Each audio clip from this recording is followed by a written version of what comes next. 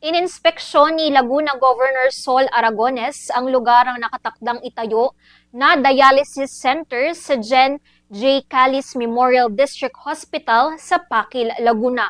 Ibinahagi ni Aragones ang mga larawan ng 14 dialysis machines na ilalagay sa Callis Hospital habang ipinakita naman ni Hospital Director Dr. Palacol ang silid na nakalaan para sa dialysis center. Saad ni Aragones, maaaring Marso ng susunod na taon ay magkakaroon na ng sariling dialysis center ang Callis. Dagdag ni Dr. Odilon Inoncilio ng Laguna PHO, ang gamutan sa center ay walang anumang bayad. Ayon sa pamahalang panlalawigan, ang pagbisitang ito ay bahagi ng pagpapatuloy ng programang pangkalusugan ng lalawigan para mapalawak ang libreng paggamot para sa mga Lagunense.